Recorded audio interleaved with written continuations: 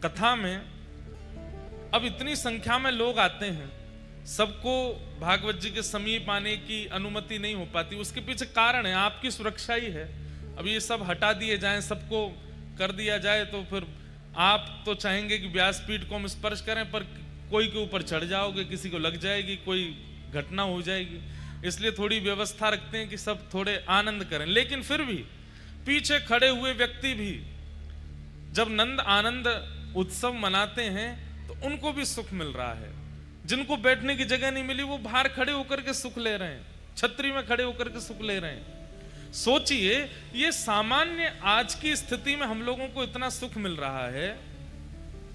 जिस समय ठाकुर जी प्रकट भय होंगे ब्रजमंडल में, वह समय स्थिति कहा भाई। अवाद्यंत विचित्राणी वादित्राणी महोत्सवे, जो वाद्य बजाने के नहीं होते उनको भी बजा रहे हैं और ब्रजवासी सब आनंद मना रहे हैं।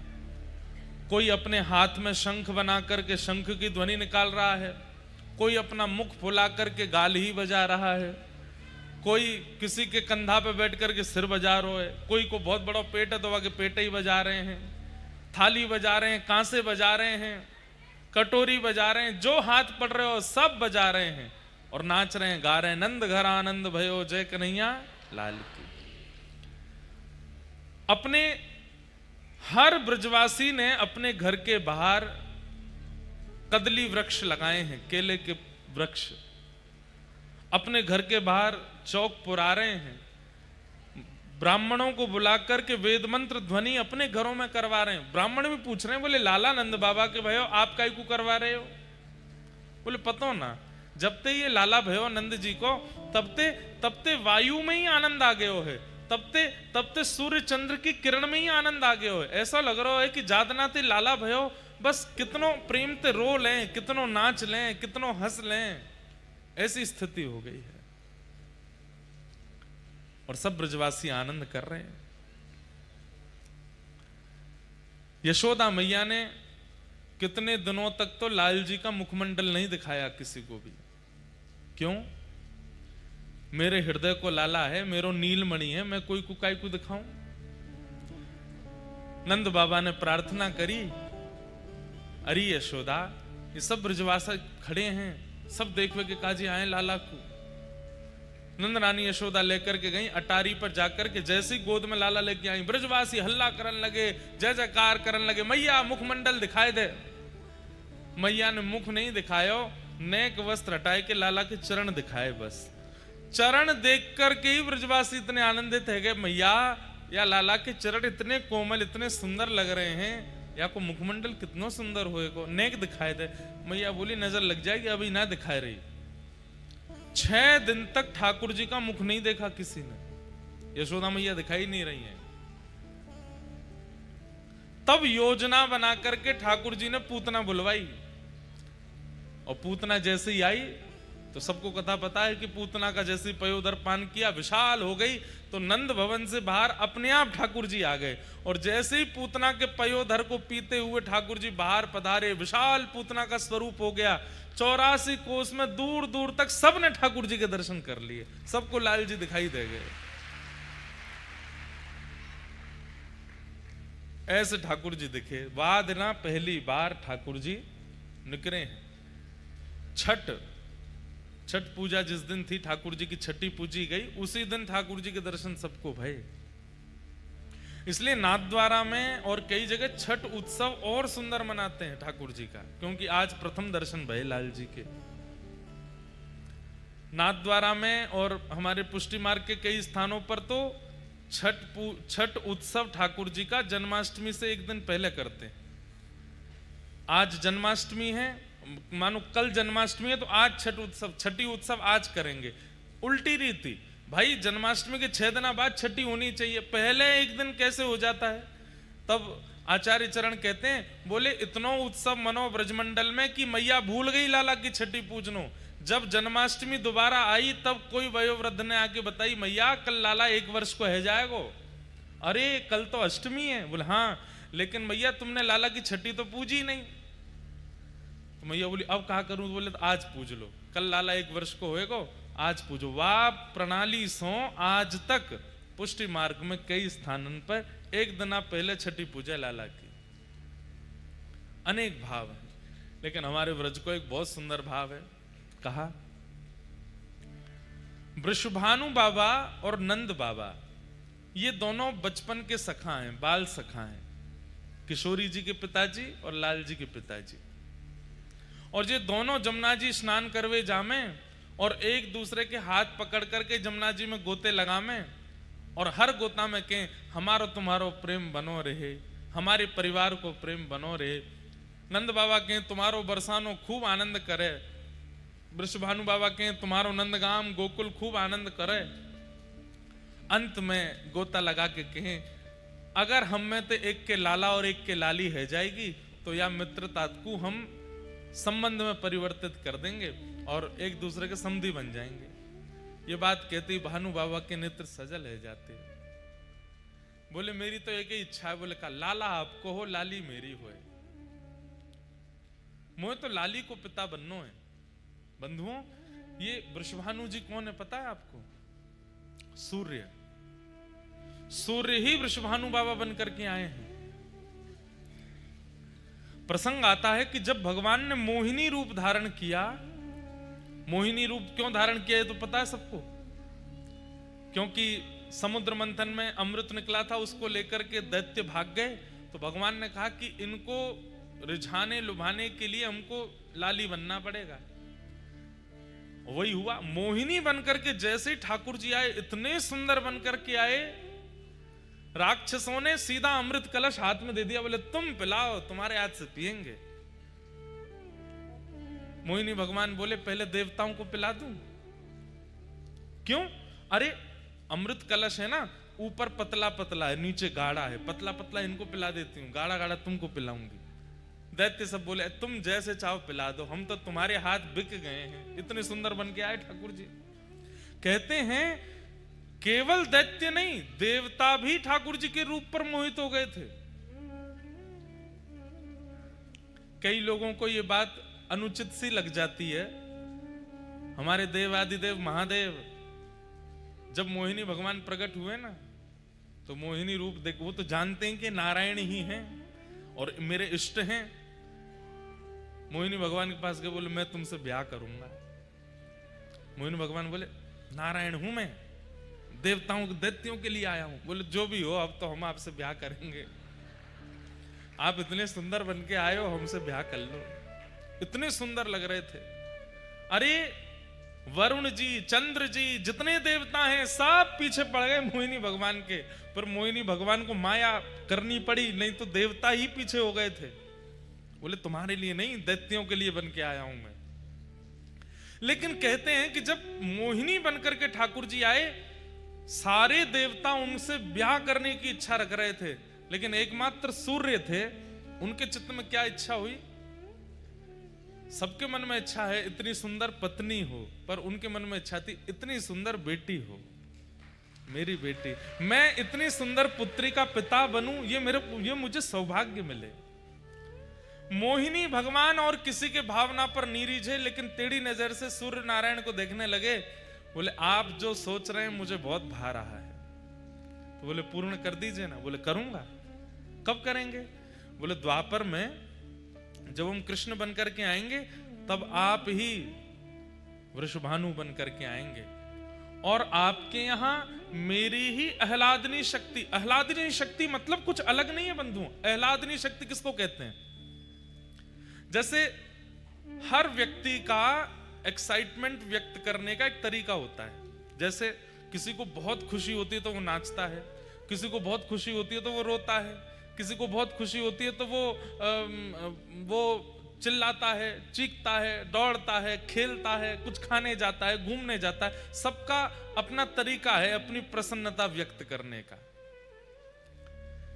जब परम पिता परमात्मा श्रीमन नारायण, जब उनके चित्त में अत्यंत आह्लाद होता है, तो उनका आह्लाद वो प्रकट नहीं कर पाते, वो जमा होता जाता है, इकट्ठा होता जाता है। ठाकुर जी मन में विचार करते हैं कि इसको कैसे प्रकट करूं, इसको कहां व्यक्त करूं। परमात्मा है, वो कुछ करने जाएंगे तो उनके लिए विस्तार भी तो बहुत चाहिए।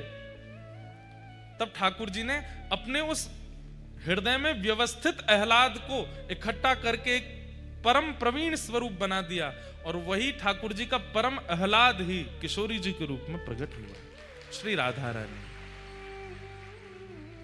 ठाकुर जी की परम प्रसन्नता का जो आह्लाद का स्वरूप है वो श्री राधा रानी है। और एक बात कहें, रुक्मणी जी ने राधा रानी के दर्शन किए। जब कुरुक्षेत्र की कथा आती है भागवत में, जब भगवान के 16,108 ब्याह हो गए, द्वारिकाधीश बन गए, उसके बाद कुरुक्षेत्र में 100 साल बाद ब्रजवासियों से मिले ठाकुर जी, तब रुक्मणी आदि सब पत्नियों के मन में आया कि ये राधा रानी को देख के तो आए, कितनी सुंदर है। त्रिलोक की सुंदर कृष्ण की हम पटरानियां हैं, हमारी सुंदरता के आगे स्वर्ग की उर्वशी आदि, रंभा आदि अप्सराएं भी फीकी लगती हैं, परंतु ये राधा रानी कैसी हैं, एक बार देख के तो आए। थोड़े अभिमान में गई हैं किशोरी जी को देखने के लिए।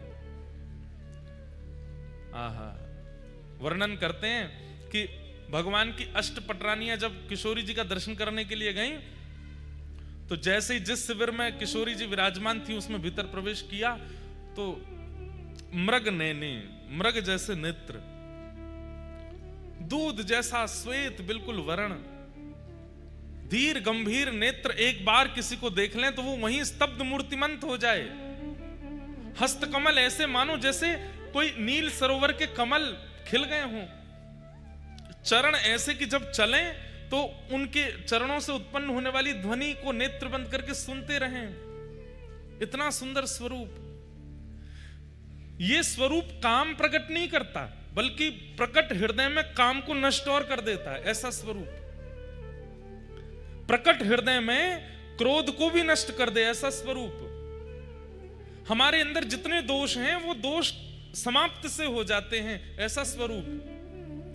देख करके 8 पटरानियां तो नतमस्तक हो गईं और मन में सोचने लगी, हम काय बात की सुंदर हैं, सुंदरता तो इसे कहते हैं। प्रणाम किया, हे किशोरी जी, हे वृषभानु दुलारी, हे बरसाने वारी, हे श्यामाजू, हमारो प्रणाम स्वीकार करो। तुरंत रुक्मणी जी को उठाया, मैं राधा रानी नहीं हूं, मैं तो दासी हूं। राधा रानी भीतर है, मैं तो दासी हूं। किशोरी जी तो भीतर विराजमान है।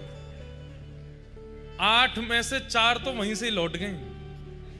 बोले जब दासी की सुंदरता हमसे सहन नहीं हो रही है, किशोरी जी को कहां देखेंगे हम। 4 ने प्रयास किया और भीतर गई, तो बाहर जिसे देखा उससे भी अतीत सुंदर। बाहर वाली की सुंदरता तो दोष नष्ट कर रही थी, अंदर जिसको देखा उससे दोष नष्ट तो हुए, बल्कि गुण प्रकट होने लगे। दया, प्रेम, शीलता, ये सारे जो अच्छे गुण होते हैं उसका दर्शन करके वो प्रकट होने लगे। बोले निश्चित किशोरी जी हैं। प्रणाम किया, बोले आप किशोरी जी? बोले नहीं नहीं, मैं दासी हूं। किशोरी जी भीतर है। 2 वहां से भी लौट गई। बोले कि अब किशोरी जी को नहीं सहन कर पाएंगे हम, ये तो दासियों ने हमारे मान का मर्दन कर रखा है, किशोरी जी क्या करेंगे।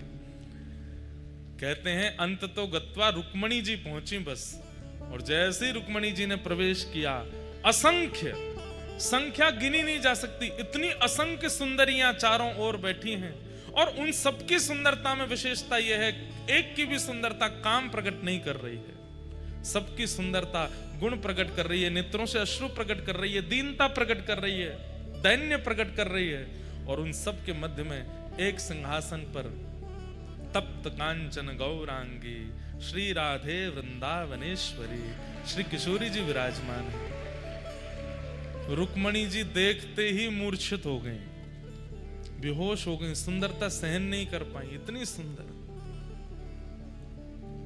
किशोरी जी के रूप का कहां वर्णन करूं मैं।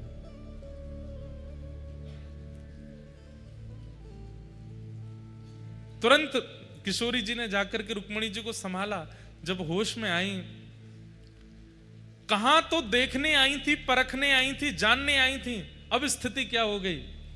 जो रुक्मणी जी कभी कृष्ण से वियोग की इच्छा नहीं रख सकती, ठाकुर जी दूर चले भी जाते हैं तो रो रो करके रुक्मणी जी का बुरा हाल हो जाता है, वो रुक्मणी जी की स्थिति क्या हो गई। किशोरी जी को देख करके कह रही हैं, हे श्यामाजू, बस एक इच्छा पूरी कर दीजिए। बोले क्या? बहुत वर्षों तक द्वारिकाधीश की सेवा करी, अब आप अपनी सेवा में मुझे भी दासी बना लें और अपने साथ बरसाने ले चलो, हम द्वारिका को प्रणाम करके आपकी शरण में बरसाने चलें। तब किशोरी जी ने हृदय से लगाया, नहीं, हमारे प्राण आपके पास हैं, उनकी सेवा आपको करनी है, और जब समय होगा तो हम आपको स्मरण कर लेंगे। जब बाहर रुक्मणी जी निकल करके आई तो कहते हैं 2 दिन तक तो मौन ही रही, बोली ही नहीं, बस नेत्रों से अश्रुपात और ध्यान में बैठी हैं किशोरी जी के। इतना सुंदर स्वरूप। तब जैसे तैसे सब जो दर्शन नहीं कर पाई थी उन्होंने पूछा, बताइए तो सही उनका रूप कैसा है। तो रुक्मणी जी वर्णन करती हैं, जब श्याम सुंदर स्वधर्मा सभा करते हैं और जब रात्रि में हरे थके हारे जब लौट करके कक्ष में आते हैं, अपने मुकुट को उतार के धर देते हैं, अपने घुंघराले केशों को जब खोल लेते हैं, अपने सुबह के भारी वस्त्रों को हटा करके रात्रि के कोमल और हल्के वस्त्र धारण कर लेते हैं, और अत्यंत थकान में जब आराम से अपनी शयन शैया पर श्री कृष्ण लेट जाते हैं, उस समय के श्री कृष्ण, उनका वर्ण यदि गोरा कर दिया जाए तो ऐसा लगेगा किशोरी जी सो रही हैं। एक से हैं दोनों, बिल्कुल कोई अंतर नहीं है। बस श्याम सुंदर गौर सुंदर हैं, वही श्री राधा रानी है, कोई अंतर नहीं। हमारी किशोरी जी इसलिए घूंघट में रहती हैं वृंदावन में। राधा रमण लाल बगल में घूंघट में किशोरी जी, बिहारी जी बगल में घूंघट में किशोरी जी, राधा वल्लभ जी बगल में घूंघट में किशोरी जी। क्यों? बोले इनकी सुंदरता ऐसी है कि भैया तुम लाला की सुंदरता देख के तो मरे जा रहे हो, किशोरी जी ने घूंघट उठा लियो तो कहा करोगे। और ये तो चलो एक वैसी बात है, लेकिन वास्तविक बात क्या है, ये जो श्याम सुंदर यूं खड़े हैं ना, फिर ये घूंघट उठ गया तो यूं ही रहेंगे, उनको ही देखते रहेंगे, यूं नहीं रह पाएंगे। जब देखी वृषभानुजा ही विच उठी हुक, वंशी रह गई हाथ में फिर न लागी फूंक। ये वंशी तब तक बजती है जब तक किशोरी जी नहीं आई। जैसे ही किशोरी जी दिख जाती हैं, ठाकुर जी वंशी नीचे, किशोरी जी कहें आप मेरे सामने क्यों ना बजाओ। अरे श्यामाजू कहा बताऊं, आप जैसे ही सामने आमे या में फूंक ही ना पड़े, या में स्वर ही ना निकले। तो इसलिए किशोरी जी क्या करती हैं, सघन कुंज में छुप करके वंशी सुनती हैं ठाकुर जी की। क्यों? वो जैसे ही आती है वंशी बंद हो जाती है। बड़ी लीलाएं भैया, ब्रज की अंतरंग लीलाएं, उनका कहां तक वर्णन करें, एक से एक अद्भुत लीला।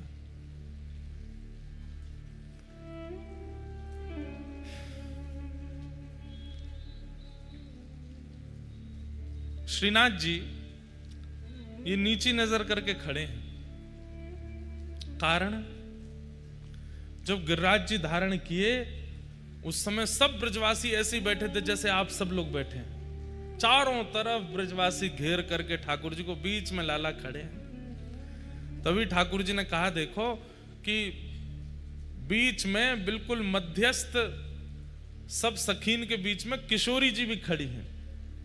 ठाकुर जी बोले जय बढ़िया है, लाडली जी सामने खड़ी हैं, इनके रूप लावण्य को दर्शन करूं। तो किशोरी जी को देख रहे हैं ठाकुर जी, गिरिराज जी धारण करके नीचे खड़ी हैं, या हमारे ये स्वरूप है, ऐसे नीचे नजर करके किशोरी जी का दर्शन कर रहे हैं। हमारे जयदेव महाप्रभु तो गीत गोविंद में कहते हैं, अभिनव जलधर सुंदर धृत मंदर है, श्री मुख चंद्र चकोर जय जय देव हरे। बोले भैया लाल जी ने इंद्र ते कही है कि तू 7 दिना नहीं, तू जब तक तो पे है ना सके तब तक वर्षा कर तो ही रहे। जयदेव महाप्रभु कहते हैं, बहुत सुंदर बात है, ध्यान से सुनो। जयदेव महाप्रभु बोले, हे महाप्रभु जगन्नाथ जी एक बात बताओ। बोले क्या? आपने गिरिराज जी उठाए, सबको पता चल गया कि आप भगवान हो, इंद्र को पता नहीं चला। और इंद्र ने इतनी बुद्धि विवेक नहीं रखी कि 7 वर्ष का बालक 7 कोस लंबे चौड़े गिरिराज जी को एक उंगली पर धारण कर रहा है, ये सामान्य मानव तो नहीं कर सकता, ये परमात्मा ही होंगे। और यदि इतना भी इंद्र को पता नहीं चला तो काय बात का देवराज है वो। भाई इतनी बुद्धि तो हम सामान्य लोग भी करते हैं कि इतना बड़ा कोई कार्य कर दे तो मानव तो नहीं हो सकता। तब जगन्नाथ जी बोले नहीं, इंद्र को पता चला ही नहीं था कि मैं परमात्मा हूं। बोले सुनिए, ये तो बात आपने सबको बोल रखी है कि इंद्र को पता नहीं चला, पर अंदर की बात मुझे पता है। तो ठाकुर जी बोले क्या पता है? बोले मुझे पता है, जैसे ही आपने गिरिराज जी उठाए, इंद्र को तो तभी पता चल गया था कि आप परमात्मा हो। लेकिन उसने 7 दिन 7 रात्रि तक वर्षा क्यों करी? बोले क्यों? क्योंकि जैसे ही आपने देखा कि सामने किशोरी जी खड़ी हैं, एक टक देखने का अवसर मिलेगा, ना ये इधर जामेंगी ना ये उधर जामेंगी, बढ़िया इनको दर्शन करने को अवसर मिलेगा, तो आपने ही इंद्र को आज्ञा करी। बोले सुन, जितनों तो पे भंडारे बरसा तो ही रहे, मैं यूं ही खड़ा रहूंगा, ये मेरे सामने ही खड़ी रहेंगी, इनको देखता रहूंगा। वो तो 7 दिन 7 रात्रि में इंद्र के पास पानी खत्म है गयो, नहीं तो आप तो 7 साल तक यूं ही खड़े रहते। तब जगन्नाथ महाप्रभु के नेत्र सजल हो गए और उन्होंने गीत गोविंद को, जो ये पद है, इसको प्रमाणित कर दिया। बोले जो भी गाएगा इसको मैं उसको प्राप्त होऊंगा। क्यों? क्योंकि मेरे अंतरंग भेद को जयदेव महाप्रभु जानते हैं। ये 7 दिन 7 रात्रि तक कुछ भाई लॉजिकल बात है, इंद्र को नहीं पता चला कि ये परमात्मा है, मुझे नहीं वर्षा करनी चाहिए। ठाकुर जी नहीं आज्ञा कर रखे, जितना ऐसा कि बरसात हो रहे। 7 दिन बाद जब ऐसी रिमझिम हो गई तो ठाकुर जी बोले कहा भयो खत्म हो गयो पानी, सब बरसाई दियो, अब तो जय जय मुंह पे पानी ना बचो। तब जाके आपने गिरिराज जी नीचे धरे, नहीं तो आप तो यूं ही खड़े रहते। अभिनव जलधार सुंदर धृत मंदर धृत मंदर श्रीमुख चंद्र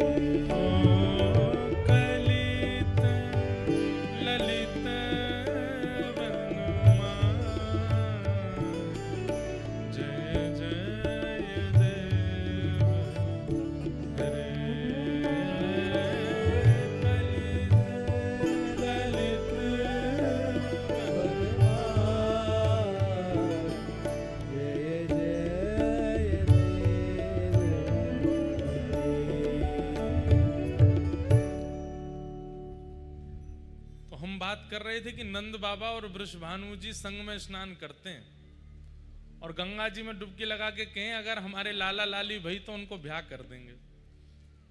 अब वृंदावन में 2 रीति चलती हैं। एक रीति के अनुसार तो किशोरी जी 1 साल पहले भई हैं ठाकुर जी से, और एक रीति के अनुसार किशोरी जी 1 साल बाद भई हैं ठाकुर जी के। दोनों रीति अपनी जगह ठीक हैं। कई लोग बड़ों माने, कई लोग छोटों माने, पर अब जो हम लीला सुनेंगे उसमें किशोरी जी छोटी हैं ठाकुर जी से। तो वृषभानु बाबा के यहां खबर पहुंच गई। बोले कहा नंद जी के लाला भयो है। जैसे ही सुनी नंद जी के लाला भयो है महाराज, तुरंत वृषभानु जी ने अपने सब मंत्री आदि सब इकट्ठे किए, खूब डलियान में सामग्री भर भर के, और महाराज टोपी कुर्ता लेकर के, बढ़िया सुंदर श्रृंगार, गरे के हार और रत्न आदि लेकर के, और पहुंच गए भानु बाबा। अब जगह जगह से बधाई आ रही है। नंद बाबा अटारी पर खड़े हैं। अटारी पर खड़े होकर के जैसे ही देखे भानु बाबा आए हैं, बड़े प्रसन्न, नीचे दौड़ करके आए, भानु बाबा को हृदय से लगायो। अरे भैया, आप सबकी कृपा से लाला भयो है।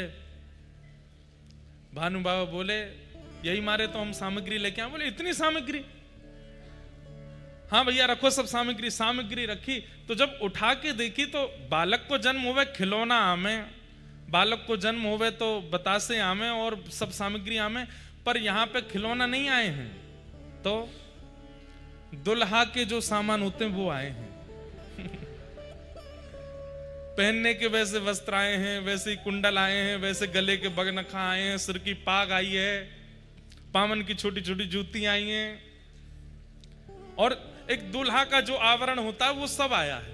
नंद बाबा बोले, सामग्री तो बहुत आई, पर ये तो कुछ अलग सी है। तो हमारे जमाई राजा भय हैं, उनके काजे लेके आए हैं, और हम तो टीको करके जाएंगे। मतलब ठाकुर जी के जन्म है तो दूसरे दिन सगाई है गई ठाकुर जी की। और सुनो, सगाई तो भाई, लाली तो अभी भाई ना, बहू को जन्म ना है भयो, पहले ही सगाई है गई है। नंद बाबा के आंखन में आंसू आ रहे हैं, और यशोदा मैया तो कह रहे, देखियो ये कैसो लाला भयो हमारे यहाँ। बोले, क्यों? अब भाई लाली को जन्म ही ना भयो, भानु बाबा की अभी कोई लाली है ही ना, और ये तो पक्की करके आए। पंडित जी पूरी पीली चिट्ठी आदि सब लिख रहे हैं, ठाकुर जी के नाम से बढ़िया पक्को है गयो संबंध। नंद बाबा तब तो कुछ बोले नहीं। ठाकुर जी को टीको है गयो, गले में हार पहना दियो, छोटी सी अंगूठी पहना दी, पावन में जूती पहना दी, सिर पर पाग पहना दी, और जैसे जमाई के पांव छूमे ऐसे पांव छू छू करके, और भैया पलना में जमाई राजा झूल रहे हैं, ससुर जी परिक्रमा कर रहे हैं, वंदन कर रहे हैं। नंद बाबा तो देखते रहे, कुछ बोले नहीं, भावुक हो रहे हैं। पर थोड़ी देर बाद जब भानु बाबा आए, बधाई हो, अब तो हम समधी है गए। समधन जी राम राम। यशोदा मैया भी कह सब ठीक है भैया, लेकिन नंद बाबा पूछ बैठे, एक बात बताओ। भानु बाबा बोले, कहा मैं बुरा मत मानियो? बोले, ना मानूंगा। देखो सौगंध है, बुरा मत मानियो। बोले, ना मानूंगा। तुमने लाला को टीको कर दियो, अंगूठी पहना दी, सब कर दिए, रिश्तो पक्को कर दियो, सगाई कर दी, पर बहू कहाँ है? हमारी बहू को जन्म तो भयो ना अभी, और जहां तक मोए खबर है अभी दूर दूर तक कोई संकेत भी नहीं है कीर्ति मैया के। तो ये आप ये पक्की अक्की करके चले गए हो, कैसे या को होगो कैसे? बोले कि देखो, ब्राह्मणन ने संग लेके आया हूं, और शास्त्रन में बताए गए रीति रिवाजन के अनुसार मैंने सब संबंध कर दियो है, टीको कर दियो, जूती पहना दी, अंगूठी पहना दी, सब पक्की कर दी, सगाई है गई, ब्राह्मणन की साक्षी में सब मैंने कर दियो। अब जमाई तो मेरे लाला बन गयो है, अब जमाई की पूर्ति करवे के काज देवतान को लाली भेजनी पड़ेगी मेरे घर। अब तो लाली को आनो ही पड़ेगो। यमुना मैया, गंगा जी, यमुना मैया, गैया और सब ब्राह्मणन की सन्निधि में मैंने लाला को टीको कियो है। अब इन सबन की जिम्मेवारी है कि लाला की सगाई है गई है, मैं ससुर बनूंगा। अब ससुर तब बनूंगा जब लाली होगी, तो लाली इनको देनी पड़ेगी। या हमारी मैं तो पक्की करके आया हूं कि अब लाली होएगी, अब तुमको भरोसा लाली ही होएगी। सब बाहर जैसी बात खबर हवा की तरह, ऐसी बातें तो बहुत जल्दी फैल जाती हैं। वैसे कितना अच्छा कर रहा है व्यक्ति संसार में, वो कितना दान कर रहा है, कितना पुण्य कर रहा है, कितने भले कर रहा है, उसकी बात नहीं फैलेगी।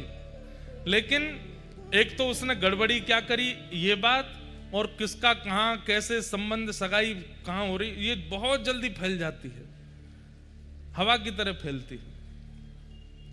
बाहर हल्ला मच गया, बोले अरे बधाई हो बधाई हो। बोले काय बात की बधाई? बोले लाला भयो हो, बाकी तो बधाई चली रही है, अब काय की बधाई? बोले लाला को संबंध भी है गए हो, लाला की सगाई है गई। सब ब्रजवासी नंद घर आनंद भयो गा रहे थे, अब कहा गा रहे हैं? नंद मेहरगर धोटा जायो, बरसा नेते टीको आयो। नंद मेहर के यहाँ पे लाला भयो और भैया बरसाने ते टीको आ गयो, बधाई हो, सबन को बधाई है लगी, लाला की सगाई है गई। ये हमारे ब्रज में ऐसो कह में छठी ते पहले तो लाल जी की सगाई है गई, छठी नहीं पूजी है, ऐसे लाला है। 1 वर्ष बाद, 1 वर्ष 1 महीना बाद, लगभग 13 महीने बाद भानु बाबा के यहाँ लाली ने जन्म लियो। श्री किशोरी जी को जन्म भयो, श्री राधा रानी को जन्म भयो। आहा।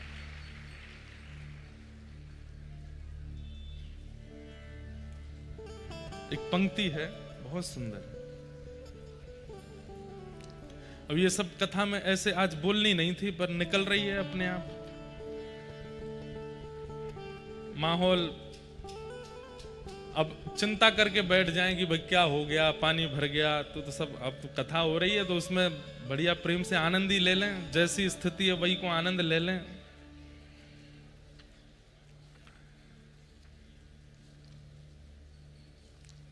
जब किशोरी जी को जन्म भयो तो नंद बाबा ने मन में ये विचार करी और यशोदा मैया तो कहते जा 1 साल के लाला हैं, गोद में लेकर के मैया बढ़िया सुंदर पीतांबरी और धोती पहना के, टोपी पहना के ले जा रही हैं। लाला ससुराल जा रहे हैं पहली बार, 1 साल के।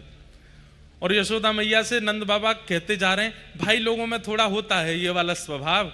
वो कह रहे हैं देखो हमारे लाला को जैसो नंदोत्सव भयो ना वैसो नहीं हो रहा होगो बरसाने में, हमारे लाला जितनो थोड़ी है रहोगो, हमारे लाला के उत्सव में तो ये भयो ये भयो ये भयो, सब उनको लग रही है कि हमने ज्यादा बढ़िया कियो, बरसाने में इतना बढ़िया नहीं है रहोगो। ठाकुर जी मंद मंद सुन रहे हैं सबरी बात, बोले कि भैया ससुराल में हमारी नेक और बढ़िया है जाएगो तो आनंद आ जाएगो। तो जैसे ही बरसाने आने लगे, समीप पहुंचने लगे, तो जैसे वर्षा में नीले बादल आकाश में दिखाई देते हैं, थोड़ी दूर बचा है बरसाना, पीले पीले पीले केसरी गुलाबी और ऐसे विचित्र विचित्र रंग के बादल दिखाई दे रहे हैं आकाश में।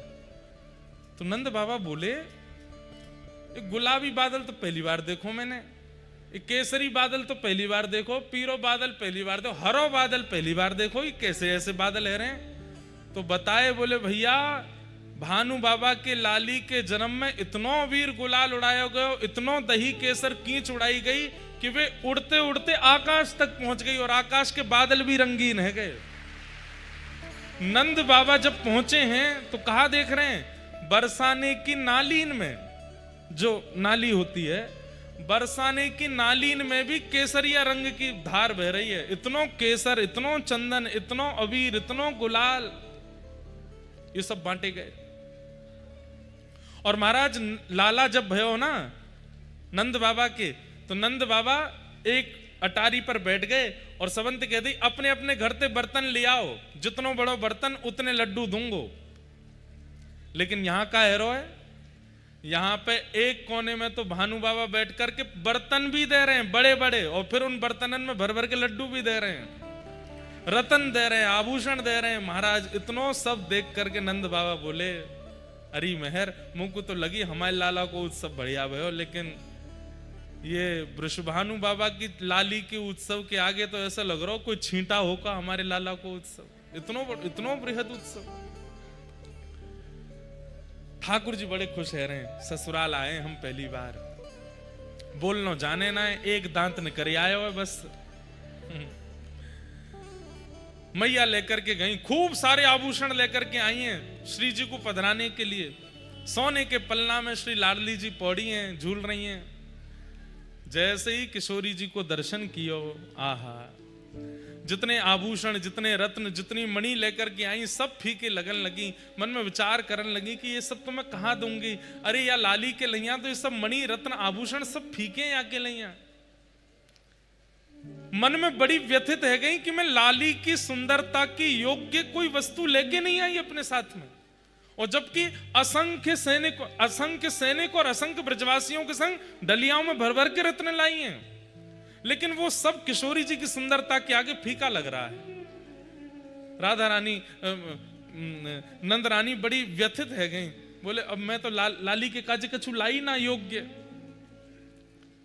इतने में गोद में बैठे हुए ठाकुर जी ने अपने आप भारी करन लगे। बोले मैया मैं बैठो तो हूं रतन, तू और रतन ने काय को देखे मुंह पे नेक ध्यान दे। अब मैया नेक नेक में संभाले लाला है, ऊंचो करे फिर लटक जाए नीचे। मैया को ध्यान ही ना जा रहा लाला पे, वो सोच रही कोई रत्न नहीं लाई। अरे नंद बाबा हमारे हमारे गोकुल में ऐसा कोई आभूषण नहीं है, ऐसा कोई मणि नहीं जो वृषभानु लाली को दियो जा सके। ठाकुर जी फिर चोटी पकड़े, हाथ पकड़े, खोचा मारे, नेक मोह तो देखो मैया। धीरे ते मैया डांट वे के कहा है इतना उधम मचावे। और जैसे ही ठाकुर जी को देखो, ठाकुर जी मंद मंद देख रहे हैं मैया को। अचानक तो मैया के मन में आयो लाला और जेरी लाली। मैया बोली अरे मेरे नीलमणि तो बढ़िया रत्न कौन होएगो। तुरंत ठाकुर जी लिए और श्री किशोरी जी के ऊपर 8 बार बारे। जैसे कोई की नजर उतारे ऐसे ठाकुर जी 8 बार बारे और 8 बार बार करके किशोरी जी के पलना में ही लाल जी सुवाए दिए। जैसे ही सुवाए हैं महाराज, आकाश से पुष्प वर्षण होने लगे। शंकर जी रूप बदल करके आ गए, सबन के नेत्र सजल हैं। यहाँ झांकी को देखवे के काजे छोटी सी किशोरी जी हैं, बगल में नेक्स से लाल जी हैं, एक ही पलना में पौड़े हैं। आज पहली बार जुगल दर्शन है रहे और वह दर्शन को करवे के लिए प्रगटी श्री राधा रूप अगाधा सब सुख साधाना वे। मुनि प्रेम अगाधा मेटन बाधा लख रति लोटी लजावे। ब्रज घर घर माई बटे बधाई सब मिल मंगल गावे। कीरत बड़ भागी अति सुख पागी पुरजन करत बढ़ाई। सुर नर मुनि हर से सुम नहीं बरसे चढ़े विमान आए। अरे बरसाने में विमान इकट्ठे हो गए आकाश में। भानु बाबा को जा जा करके कह रहे हैं ब्रजवासी बाबा बाहर कछु अजीब से बादल आए हैं। बाहर आए करके देखे तो बादल नहीं है, चमक रहे हैं आकाश में, एक यहाँ एक यहाँ एक यहाँ एक यहाँ। थोड़े जब नीचे आए तब देखे चतुर्मुख ब्रह्मा जी खड़े हैं हाथ जोड़ करके। इधर देखे साक्षात वरुण जी खड़े हैं और सब पुष्प वर्षण करके भानु बाबा के अंगना में प्रगटी श्री किशोरी जी को वंदन कर रहे हैं। भय चित्र से ठाड़े लख सुड़ बारे बाजे विविध बजावे। नारद सनकादि शिव ब्रह्मादि भृगुआदिक मुनि जेते। इंद्रादिक जे जहां सुन नर ते तहां आए सजन समेत। सब मिलकर जोरे करत निहोरे जय जय भानु दुलारी। जय कीर्ति कुमारी जय हरि प्यारी जय जय सुखदातारी। जय नित्य किशोरी प्रिय चित चोरी यह विनती सुन लीजे। सब देवता किशोरी जी से क्या मांग रहे हैं, कितना सुंदर बात। क्या मांग रहे हैं? ब्रजवास ही दीजे ब्रज रज दीजे चरण शरण रख लीजे। चरण शरण रख लीजे। कर जोर मनाऊं यह वर पाऊं दंपति यश नित गाऊं। पद कमल सुतोरा महु मुस मोरा मन नित जहां बसाऊं। यही बात सकल विधि स्तुति करके निज निज धाम सिधारे। नंदादिक आए अति हर्षाए सब मिल कंठ लगाए। सब ही जन गावे सब ही बजावे सब ही दही ले भागे। बरसाने आए विधिन सहाय जय जयकार करावे जय जयकार करा। बोलो वृषभानु दुलारी की। ऐसी रूखी जय बोली आपने। बोलो वृषभानु दुलारी की। बोलो वृषभानु के जमाई की जय जय श्री राम।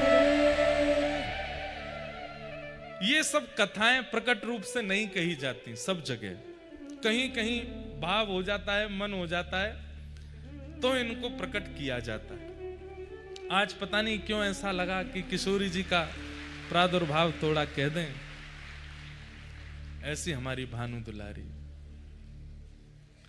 अब आप लोग तो इतनी अव्यवस्था में भी इतने भाव से बैठे हो, हमारे तो मन हो रहा हम क्या क्या सुना दें आपको। हो ब्रज में रतन राधिका गोरी, ब्रज में रतन,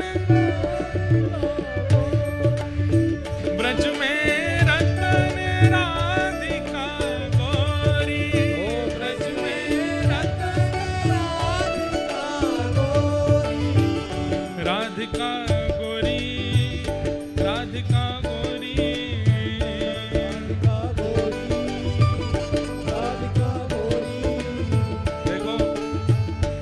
रिस्क पे खड़े होना, जगह गिर जाएगी फिर आपकी। और कोई रिस्क नहीं है, कोई डर नहीं है कि जगह मिले नहीं मिले, तो खूब भाव से नाचो। ओ राधिका गोरी, राधिका गोरी,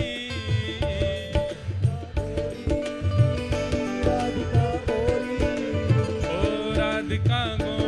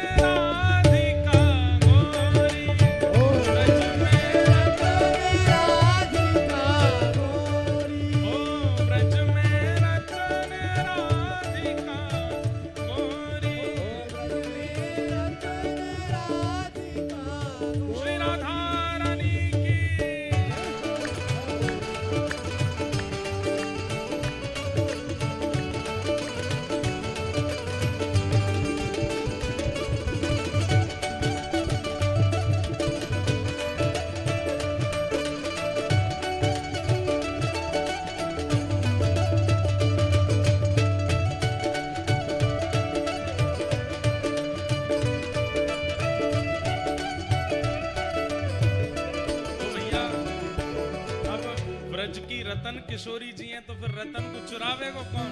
ठाकुर जी। हरलीनी वृषभानु भवन ते, हरलीनी वृषभानु भवन ते, हरलीनी वृषभानु भवन ते, हरलीनी वृषभानु भवन ते, वृषभानु भवन ते, वृषभानु भवन ते,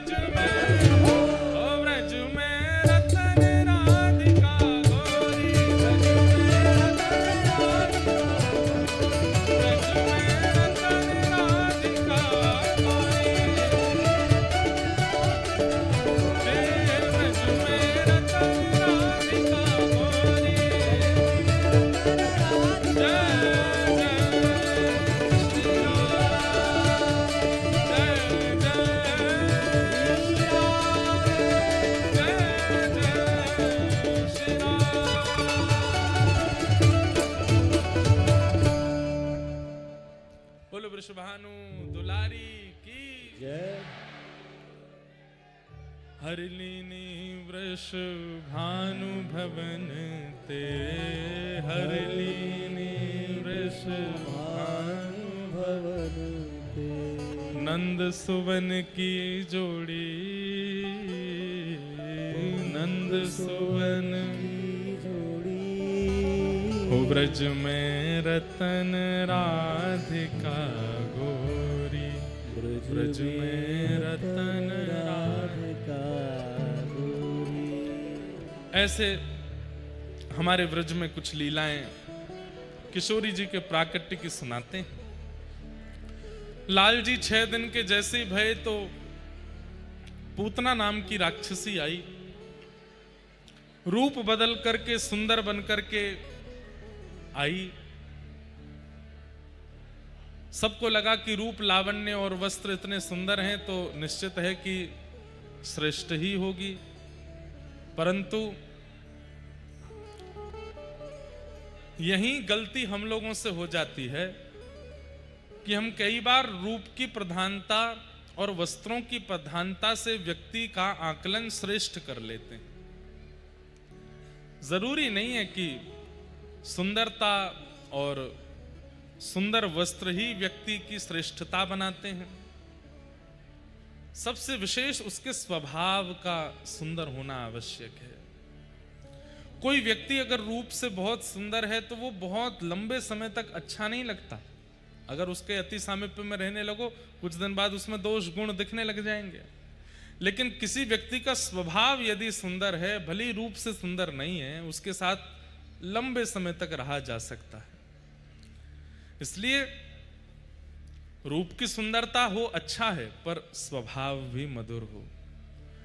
अब पूतना बाह्य रूप और बाह्य वस्त्र तो ऐसे पहन के आई कि किसी ने उसको रोका ही नहीं, सब उसको जाने दे रहे थे, जाओ जाओ जाओ, भीतर जाओ, बैठ जाओ।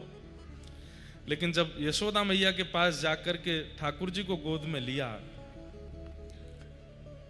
कहते हैं कि सब रूप पूतना के मुखमंडल को देख करके रीझ गए, लेकिन ठाकुर जी नहीं रीझे।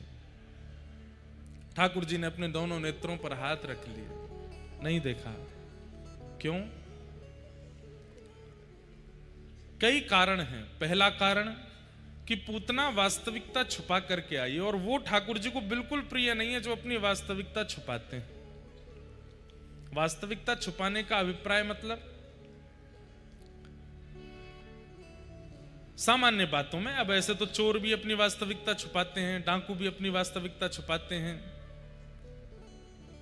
लेकिन सामान्य रूप से जैसे हम आप जैसे लोग, हम लोग भी अपनी वास्तविकता छुपाते हैं। ठाकुर जी के सन्मुख हैं तो लोभी, हैं तो कामी, हैं तो क्रोधी, हैं तो मोही, लेकिन ठाकुर जी के सन्मुख ऐसा आडंबर करेंगे कि हम बहुत श्रेष्ठ हैं, हम तो बड़े दीन हैं, बड़े दुखियारे हैं, हम तो बड़े सरल हैं। ठाकुर जी को वो अति प्रिय नहीं लगते।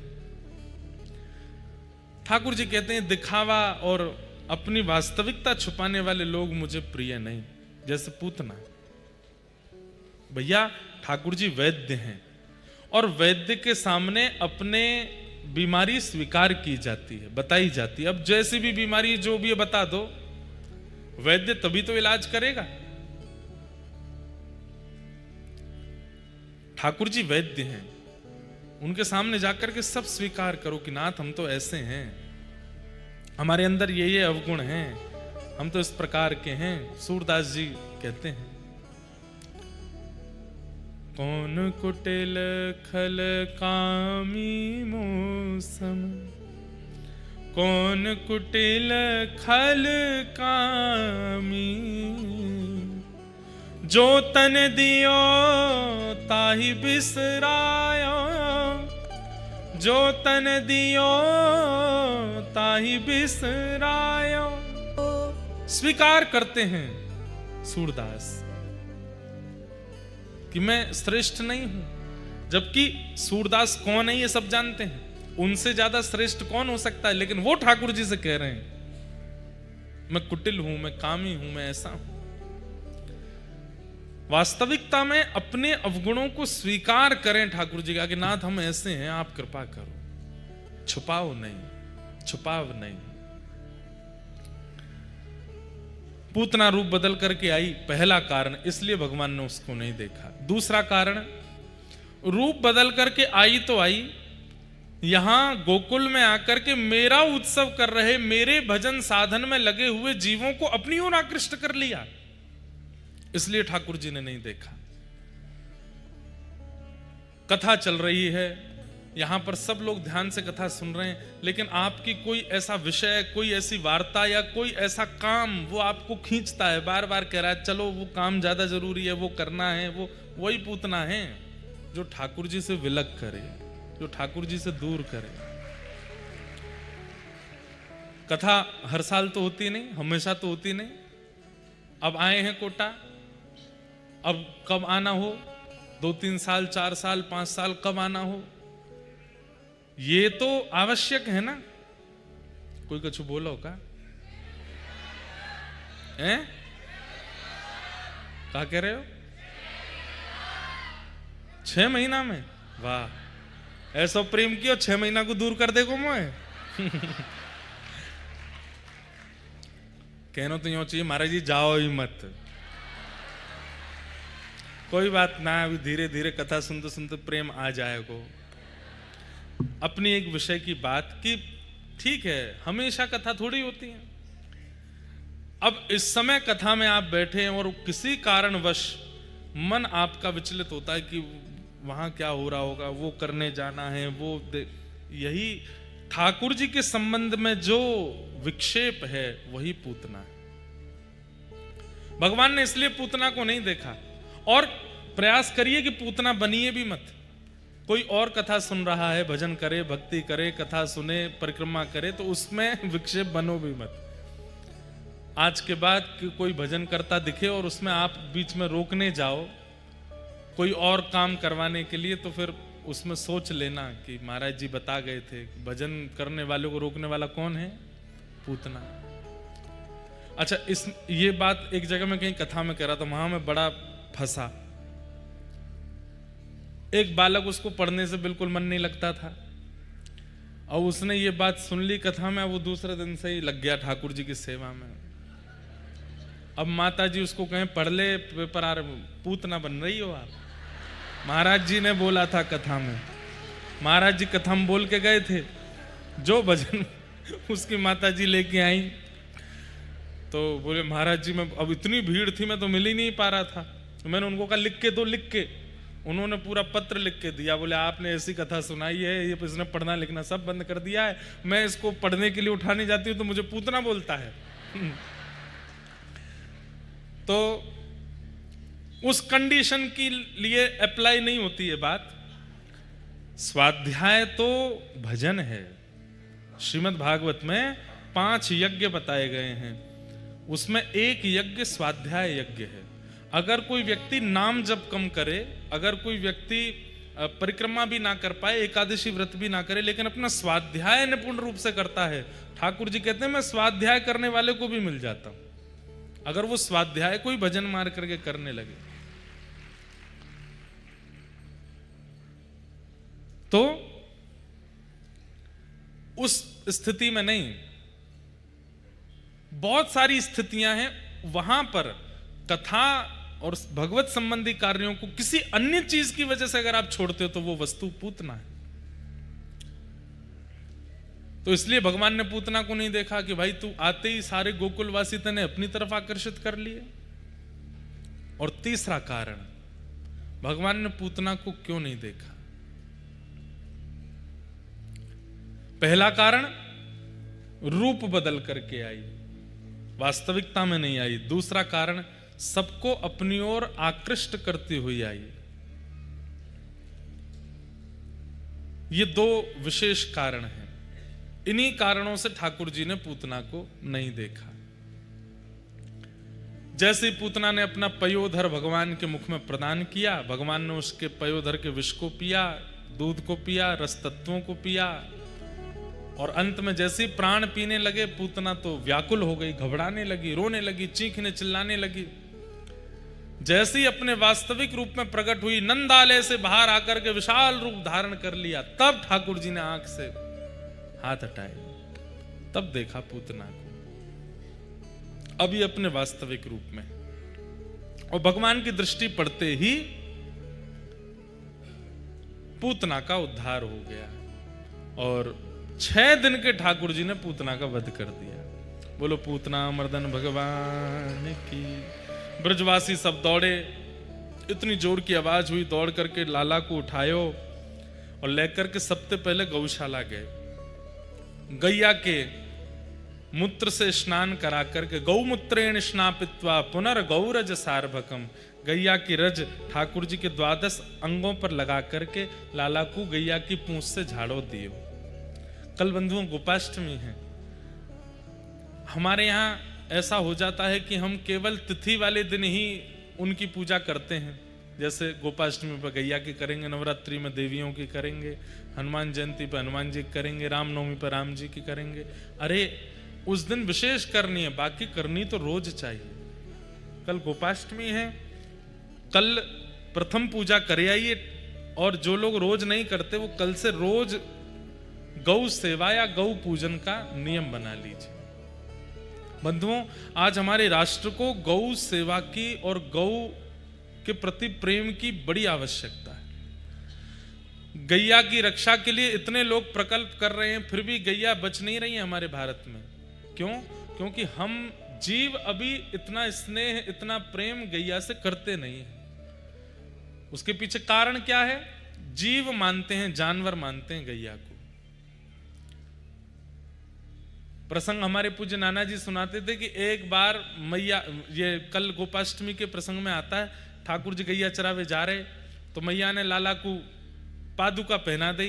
तो ठाकुर जी बोले मैया जी काय को पहना रही है? तो मैया बोली लाला तेरे कोमल पाम है, तू वन में जाएगो, कांटे कंकड़ लग गए तो। सो ठाकुर जी गिनती करने लगे। मैया बोली कहा गिनो? बोले गैयान को भी पहना दे मैया, इनके खुरन में भी बढ़िया बढ़िया पादुका पहना दे, जो इनके तो कांटे लग जाएंगे, और ये तो देख नंगे पाम जावे और फिर आके मीठो मीठो दूध और देवे। मैया इनको भी एक पादुका बनवा दे। मैया बोली लाला गैया पादुका ना पहने। क्यों? अरे ये तो जानवर है। जैसे ही मैया ने कही जानवर है, ठाकुर जी इतनो रोए, इतनो रोए, इतनो रोए, जिसकी कोई सीमा नहीं। यशोदा मैया चुप करावे, नंद बाबा चुप करावे, लाला चुप नाय भयो। जैसे तैसे शांत भये तो बाबा ने पूछी, लाला तू काय को रो रहो, ये तो बता। बाबा मुझको आज तक यूं ही लगती रही कि मैं तो मानव हूं, पर आज मैया की एक बात से मुझको पता चली कि मैया भी हमारी जानवर है, तू भी लाल बाबा जानवर है, ये बलराम दादाऊ जानवर है, मैं हूं जानवर हूं, हम सब जानवर ही हैं। ऐसो काय को कहवे लाला, क्यों? जब दूध देवे वारी, घी देवे वारी, दही देवे वारी, सर्वांगन रूपते हमारे अनुष्ठानन को पूर्ण करवे वारी, गोबर के चौकाते जाके शुद्धता बने, सब प्रकार से हमारो मंगल करवे वारी गैया जानवर है सके, तो मैंने तो मैया को भी दूध पियो है, यो जानवर है। बाबा तुम भी जानवर हो, सबरे जानवर ही हैं।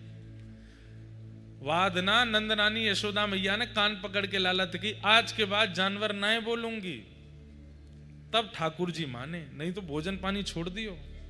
इतनी प्रिय लगती है ठाकुर जी को गैया, इतना प्रेम ठाकुर जी गौ से करते हैं। श्री कृष्ण मंदिर यदि कहीं भी विराजमान है विश्व के किसी कोने में, बिना गैया के सेवा हो ही नहीं सकती। बिना घी के, बिना दूध के, बिना मक्खन के कृष्ण मंदिर या नारायण मंदिर कहीं विराजमान ही नहीं हो सकते, कहीं उनकी सेवा पद्धति ही नहीं चल सकती। सोचिए, छत नहीं हो तो भी चलेगा, एसी नहीं है तो भी चलेगा, लाइट नहीं है तो भी चलेगा, लेकिन गैया नहीं है तो मंदिर में सेवा नहीं हो सकती ठाकुर जी की। उस गैया को हम जानवर मानते हैं, जीव मानते हैं। हमारे लिए कितने बड़े दुर्भाग्य की बात है। इसलिए हमारी प्रार्थना है, कम से कम मुझे कुछ दिन पहले खबर मिली कि पूरे विश्व में सबसे बड़ा बीफ एक्सपोर्ट होता है भारत से, जहां गैया को पूजनीय माना जाता है। पर हम आप सब लोग ऐसे हैं, कथा बहुत ध्यान से सुनेंगे, सारी बातें बहुत ध्यान से सुनेंगे, लेकिन गौ संबंधी चर्चा, राष्ट्र संबंधी चर्चा आती तो लोगों के फोन निकल आते हैं, फोन देखने लगते हैं, एक दूसरे से बात करने लगते हैं, सारा इंटरेस्ट खत्म। इसलिए कथाकार भी यही सोचते हैं कि भाई जब उनको सुनना ही नहीं तो हम बोलें क्यों। लेकिन आपको सुनना चाहिए, समझना चाहिए। और हम आपसे एक बात स्पष्ट कह दें, गौ सेवा भी भगवत प्राप्ति का एक साधन है। अगर कोई व्यक्ति गौ सेवा करता है, भोंदू की कथा सुनी है? कितनों ने सुनी? हाथ ऊपर करो। लगभग सुनी है सबने। भोंदू भगत क्या करता था? गौ सेवा ही तो करता था। और उसकी गौ सेवा से रीझ करके गौ चारण करते करते ही ठाकुर जी आ गए उसके पास आकर के दर्शन दिए। वेंकटेश भगवान कपूर धारण करते हैं अपनी थोड़ी पर। क्यों? एक भगत वो तिरुपति से तिरुमला रोज ठाकुर जी के लिए दूध अपनी गैयाओं का लेकर के पैदल जाते थे। ठाकुर जी के मन में भाव आयो और उनसे बोले, अब आप बहुत वयोवृद्ध हो गए हो, इतना ऊपर पहाड़ी पर चढ़ के आते हो, इतना कष्ट आपको होता है, आप मत आया करो। तो वो वयोवृद्ध जो थे वो वेंकटेश भगवान से नाराज हो गए, बोले ये मेरे अधिकार की बात है, मेरा अधिकार है आपको दुग्ध पान कराना, आपके लिए दूध लाना। मैं अपनी गैया ही इसीलिए चराता हूं ताकि उनका दूध बने और वो दूध आपकी सेवा में आ सके। आप ये मेरा अधिकार छीनिए मत मुझसे, जब तक मेरे तन में प्राण है मैं नित्य आऊंगा। 3-4 बार ठाकुर जी ने मना किया, नहीं माने। ठाकुर जी ने योजना बना ली, बोले अब बताऊं यार। बोले तो क्या करें? रात में ठाकुर जी एक ग्वारिया का रूप धारण करके जाते नीचे पहाड़ से उतर के, और गौशाला में चुपचाप घुस करके गैयाओं के नीचे बैठ के थन से मुख लगा के सबरो दूध पियाते। एक एक गैया का दूध पीते ठाकुर जी पूरी रात। सब गैयाओं का कितना बड़ा सौभाग्य, स्वयं वेंकटेश भगवान आते और अपने मुख से दूध पान करते। चारों थनों से दूध पी करके एक गैया, दूसरी गैया, तीसरी, सबरी गैयान को दूध पी करके भाग जाते। अब जैसी सुबह होती वो ग्वारिया उठतो और स्नान ध्यान करके जैसे ही ठाकुर जी के लिए ऊपर दूध लेके जानो निकार में बैठ तो सब दूध खत्म। एक दिन हो गया, उसको बड़ा अंदर ग्लानि हुई, आज तो मैं दूध ले जा ही नहीं पा रहा ठाकुर जी के लिए। ठाकुर जी ऊपर प्रसन्न है, मेरे भक्त को कष्ट है तो ऊपर आवे में अब बढ़िया नीचे बैठो रहेगो। दूसरे दिन फिर ठाकुर जी आके पी गए, तीसरे दिन फिर पी गए। 3 दिन जब हो गए तो उसने विचार किया कि गैया तो बढ़िया चारा खाती है और बढ़िया बछड़ा बछिया भी दूध नहीं पी पा रहे, ऐसा लगे कोई दूध चोरी करता है। तो आज उसने हाथ में लकुटी रख के सोया और रात्रि में ही सोने का नाटक किया। चदरिया ओढ़ के आंख खोल के बैठो, देखूं कौन चोरी करे। इतने में ही ठाकुर जी आए, ग्वारिया बन करके, मुकुट उकुट सब उतार के, सिर पर पाग बांध करके, और जैसे ही गैया को दूध पान करने लगे, दूर से इसने देख लिया कि ये है चोर। लकुटी वहीं से घुमा करके मारी, ठाकुर जी के आगे ठोड़ी पे लगी। ठाकुर जी दौड़े वहां से, अरे रुक, तो बताऊं मेरे ठाकुर जी को दूध पी जाए रोज। वो कहा पे तो ठाकुर जी तो हैं। ठाकुर जी पहुंच गए ऊपर, इसने बढ़िया प्रेम से दूध निकाला। 3 दिन से दूध गया नहीं था ऊपर। आज दुग्ध लेकर के जैसे ही पहुंचे, वेंकटेश भगवान खड़े, यहां से रक्त की धार गिर रही है। भक्त ने पूछा, जय जय, ये कौन ने लगाई आपके? ठाकुर जी बोले, ये बताओ तुम्हारी लकुटी कहाँ है? बोले, लकुटी तो आज एक चोर में मारी, वही लेके भाग गया। बोले, वो धरी, वो लटकी भई है। अरे ये आपके पास कैसे आई? ठाकुर जी बोले, हम ही रोज दूध पी जा रहे थे कि तुमको ऊपर आके नहीं देना पड़े, तुमने आज ऐसे लगाई। बहुत भावुक हो गए। ठाकुर जी को यहाँ कपूर का वो एक भाव रखा गया। तब से ठाकुर जी ने वो भक्त की स्मृति में आज तक वेंकटेश भगवान यहाँ पे कपूर धारण करते हैं। कितना प्रेम बताओ। गौ गैया के पास आवे में ठाकुर जी को बिल्कुल भाव नहीं लगता, तुरंत आ जाते हैं। और ग्वारिया बन के आते हैं, मुकुट उकुट सब उतार करके आते हैं गैया की सेवा में। हमारे पुष्टि मार्ग के श्री छीत स्वामी जी तो एक पद में गाते भी हैं, गायन के संग धावे, गायन में सचु पावे, गायन के हेत गिरी कर ले उठावे, आगे गाय पाछे गाय, इत गाय उत गाय, गोविंद को गायन में बस वो ही भावे। हम अपने लाल जी को एक लीला करते हैं। हमारे जिस दिन दास का जन्मदिन होता है, श्रावण कृष्ण नवमी, देत के हिसाब से 7 अगस्त, तो उस दिन लाल जी को लेके जाते हैं गौशाला, और लाल जी के सिंहासन के अगल बगल में खूब सारी घास फूस रख देंगे, खूब सारा चारों रख देंगे, और गैयान के बीच में लाल जी को छोड़ देते हैं। वो आकर के जीभ से चाट चाट करके सब माँ खाती हैं। पूरे ठाकुर जी हमारे गैयान में ही है जाएं, कहीं गोबर लग जाए, कहीं गौमूत्र लग जाए, कहीं गैया की जीभ चाट जाए ठाकुर जी को। इतना सुख मिलता है ठाकुर जी को उसमें, इतना प्रेम ठाकुर जी गैया से करते हैं। हम अगर ठाकुर जी से प्रेम करते हैं तो ठाकुर जी बहुत इतराते हैं, देखे ना हमारी तरफ, बोल तू क्या कर रहा हो, लाखों लोग करें मोते करोड़ों लोग करें।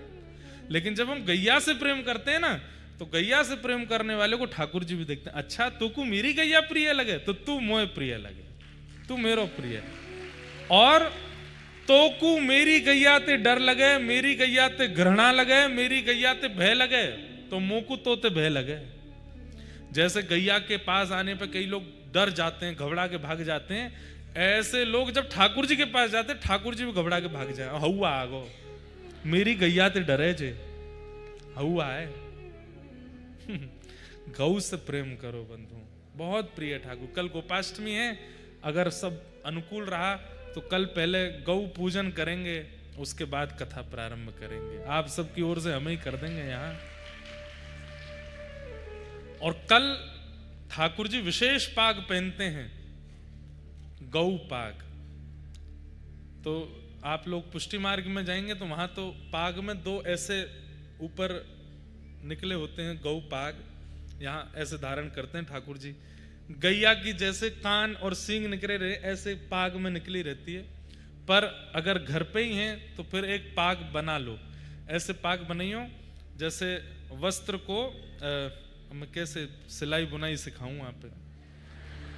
पर जैसे देखो, मान लो जैसे छोटे ठाकुर जी हैं, ये वस्त्र है, इसको अब ऐसे ऐसे करते हैं तो ये ऐसे परत बन जाती है, ऐसे खोलें तो ये ऐसे खुल जाते हैं। तो मुख्य रूप से सब लोग इसको ऐसे धारण कराते हैं, पर कल इसको नीचे धारण कराना है यहाँ पे। तो यहाँ ऐसे कान जैसे निकल आएंगे दोनों तरफ, और फिर उसके ऊपर पाग बांधी हो ठाकुर जी के, ऐसे कान गैया जैसे, और पाग में 2 पाग की छोड़ ऐसे ऊपर निकाल दी तो सोच ठाकुर जी बछड़ा बन जाएंगे। फिर ठाकुर जी को आनंद आवे, गैया चरावे जामे चकाचक। और कल ठाकुर जी को चरण तक पोशाक मत धरई हो, घुटने घुटने तक ऊंची ऊंची गैया चरावे जाएंगे तो लाला ज्यादा बड़ी पोशाक पहन के जाएगा तो दिक्कत होगी चरावे में। तो या तो ऊंचे बाघे या ऊंची ऊंची ऐसी काछनी ठाकुर जी को पहनाओ और पामन में एक पतली सी पाजेब पहनाओ। श्रृंगार हल्का करो, ठाकुर जी को कल ज्यादा श्रृंगार नहीं। और साथ में वंशी, लकुट और एक छोटी सी पोटली, वह पोटली में मिश्री धर दियो, काजू पिस्ता, पोटली बांध करके एक डंडा पे लटका के लाल जी की लटकाए दियो पीछे। जाएगो छाक लेके लाला जाएगो वहीं पावेगो, आज गऊ चरावे जा रहे हो है। ऐसी भावनाएं ठाकुर जी के आगे हो। कल हो सके घर में गैया ले आओ, या घर में नहीं आ सके तो लाल जी को गौशाला ले जाओ और लाल जी के हाथ से गऊ को पूजन। और गऊ से भी विशेष जो गऊ सेवा करते हैं ग्वारिया, उनको कुछ दान दक्षिणा, अच्छे वस्त्र आदि सब दे के आना, उससे ठाकुर जी रीझते हैं। कल गोपाष्टमी है, हमारे ब्रज में तो बड़े आनंद से उत्सव मनते हैं गोपाष्टमी के, सब लोग मनाइए। तो ठाकुर जी को गौशाला ले गए, वहां जाकर के झाड़ा आदि लगाया, ठाकुर जी स्वस्थ हो गए। धीरे धीरे ठाकुर जी 3 महीना के भये करवट लियो। आज ठाकुर जी ने पहली बार, मैया ने करवट उत्सव मनायो, मेरे लाला ने करवट लियो है। आज करवट उत्सव मनाया गयो। वही में एक सक्टासुर नाम का दैत्य आया, भगवान ने उसका वहीं वध किया। ठाकुर जी अब 1 वर्ष के हो गए, अभी तक नामकरण संस्कार ना भयो लाला को। क्यों ना भयो? क्योंकि कुल पुरोहित हैं सांडिल्य मुनि, और सांडिल्य मुनि ये बात जानते हैं कि नंद यशोदा के जो लाला हैं ये इनके नहीं है, ये देवकी के हैं। और भैया देवकी के लाला को नामकरण देवकी के कुल पुरोहित को करना चाहिए, लेकिन इस बात को प्रकाशित कर नहीं सकते, बता सकते नहीं, इसलिए स्वयं नामकरण करने नहीं जाते। लेकिन बार बार नंद बाबा बुलावे, बोले लाला 1 साल को है गो, अब तो नामकरण कर दो। बंधुओं, ठाकुर जी को तब तक मैया क्या बुलाती है? नीलमणि। क्या बोलती हैं? नीलमणि। ठाकुर जी नीले नीले मणि जैसे हैं, तो इसलिए यशोदा मैया नीलमणि बोलती है लाला को।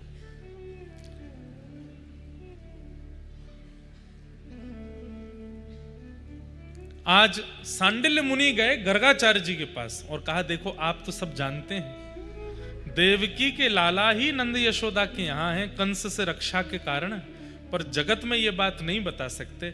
हमारी इच्छा है कि आप ही व्रज जाओ और अपने कुल के लाला का नामकरण कराओ। तब गर्गाचार्य जी आए वृंदावन गोकुल। तो नंद बाबा ने विचार किया, हमारे कुल पुरोहित तो आ नहीं रहे हैं, पर गर्गाचार्य जी बहुत बड़े विद्वान हैं, इनसे ही करा ले नामकरण। और वो कार्य हो गया। गर्गाचार्य जी बोले ठीक है हम करेंगे नामकरण। मैया यशोदा बोली, बाबा कब करेंगे नामकरण? बोले कल करेंगे। और मैया दूसरी बात सुनो, आप बहुत ज्यादा उत्सव मनाती हो लाला का, और इतने उत्सव मनाए, सारे उत्सवों में अभी तक 3 बार राक्षस आ चुके हैं आपके यहां। ये नामकरण उत्सव गोपनीय करो, किसी को नहीं बताओ। अरे ब्रजवासी ना आएंगे तो लाला को उत्सव कैसे होगा? बोले ब्रजवासियों के लिए सारे उत्सव करो। नामकरण उत्सव गौशाला में गैयान के सामने 9 लाख गैया हैं, गैयान के झुंड के बीच में कर लेंगे, गैयान को भंडारो कर दियो। मैया आपके यहाँ कोई ना कोई राक्षस आ जाते हैं, इसलिए लाला को उत्सव नामकरण को गोपनीय करो। मैया बोली ठीक है। कब को मुहूर्त अच्छा है? बोले कल सवेरे को मुहूर्त बढ़िया है, आज रात हम यहीं रुकेंगे, कल लाला को नामकरण करेंगे। गर्गाचार्य जी रुक गए। मैया बोली बाबा प्रसादी? बोले हम किसी के हाथ का बना नहीं पाते, हम तो स्वयं बनाते हैं, आप हमें सीधा सामान दे दो, स्वयं बना लेंगे। गर्गाचार्य जी महाराज को सब सामग्री दी, बढ़िया रोटी दाल चावल खीर पकवान आदि जो भी थे सब बनाए। शालिग्राम भगवान की सेवा, उनके सन्मुख सब पधरायो। त्वदीयं वस्तु गोविंद तुभ्यमेव समर्पयेत् ग्रहाण सुमुखो उक्त्वा प्रसीद परमेश्वर। जैसे ही भोग लगाने लगे, अंदर नंदालय में लाला दाऊ दादा के संग खेल लो। इतने में खेलते खेलते ठाकुर जी रुके। अभी घुटमुनी चलते हैं, अभी चलना नहीं आया, 1 साल के हैं। दाऊ दादा मनी मन बोले, अभी बोलते तो है नहीं, दाऊ दादा मनी मन बोले लाला कहाँ भय हो? ठाकुर जी बोले सुगंधी आ रही है, कछु बढ़िया बननो है। कौन आयो? बोले गर्गाचार्य आयो नामकरण करवे, बहुत जोर की खीर बनाई है भैया, मेरा तो मन है रो खाया हूं। लाला जी यशोदा मैया ना आए, बाहर को बाबा आए, कोई और की थाली में तो खावे को मारे को तो ना, अब तो मैं खाऊंगो, काय को हमारे आंगन में बैठ के बना रहा है, मैं तो जाऊंगो। लाला तू अकेलो ही जा। ठाकुर जी बोले हाँ मैं चाहूं, खा के आऊं, बढ़िया लगेगी आपको बुला लूंगो। बोले हाँ जा। ठाकुर जी गुड मॉर्निंग गए। गर्गा अच्छा पर्दा किया जाता है ठाकुर जी के आगे, पर्दा नहीं हो तो फिर आंख बंद कर लो या मुंह पर कोई कपड़ा डाल लो या नेत्र ऐसे कर लो, ठाकुर जी प्रसाद पा रहे हैं। गर्गाचार्य जी मुंह पर कपड़ा डाल करके त्वदीयम वस्तु गोविंद तुभ्यमेव सर्व, और नियम होता है भोग का 15-20 मिनट 40 मिनट रखो ठाकुर जी के आगे। गर्गाचार्य जी कर रहे हैं, इतने में ठाकुर जी आए, थाली देखी वहां में तो एक उठायो खीर को पात्र और लेकर के प्रेम से पान लगे। बंधुओं बाल लीला तो चिंतन करो तब आनंद आता है, तब सुख मिलता है।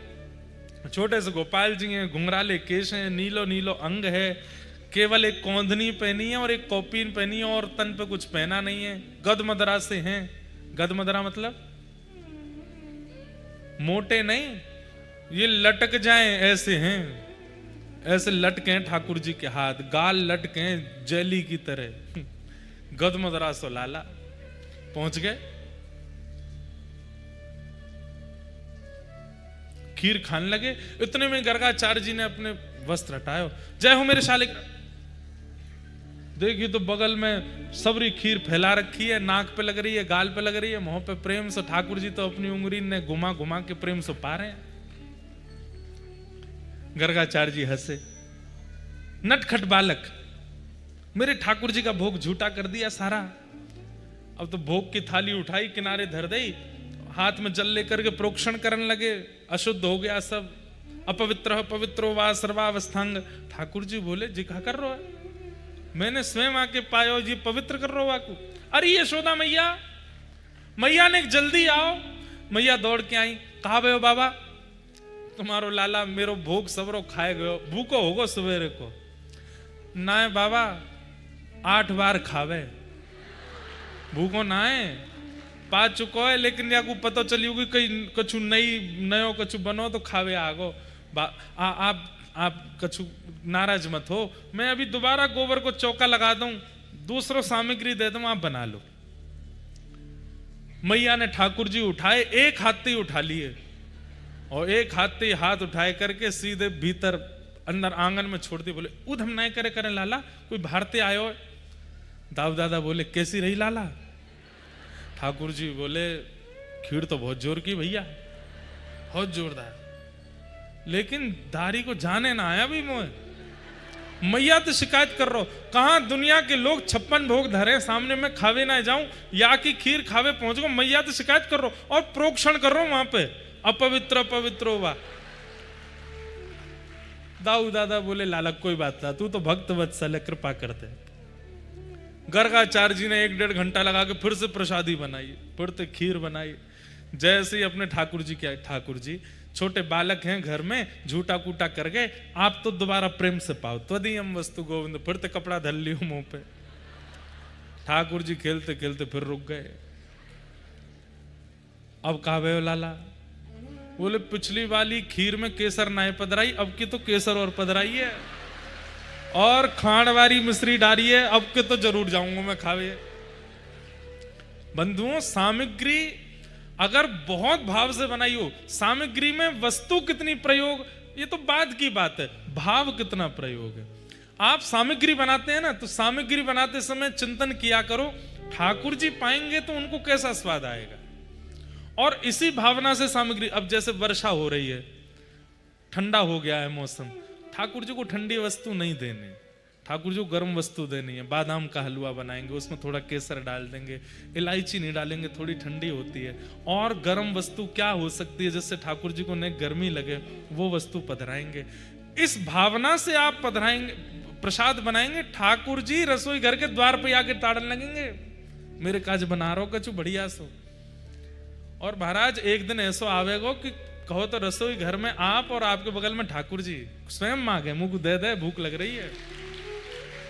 पर हम लोग सामग्री बनाते हैं, उसके प्रति भाव ठाकुर जी का नहीं रखते।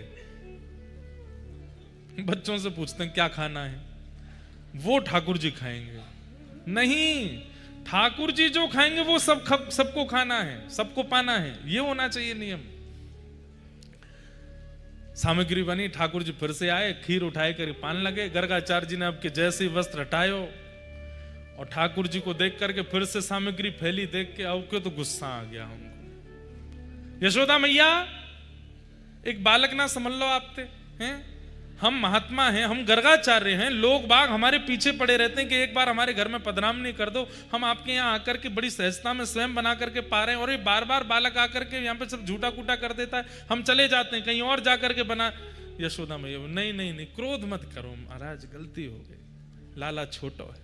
अरे एक बार खीर खा गया, दूसरी बार फिर आगे खा गया, इसको प्रसाद पवा दो ना पेट भर के।